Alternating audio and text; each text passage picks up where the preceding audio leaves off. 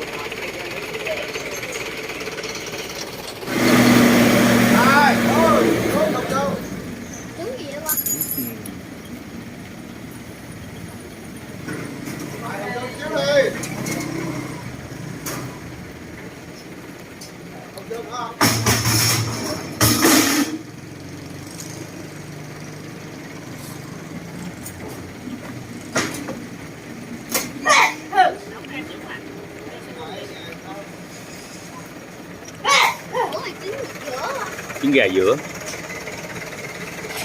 Rồi sau khi đã sửa xong rồi, hai cái chân vịt sẽ thu lại, thu chân vịt lại.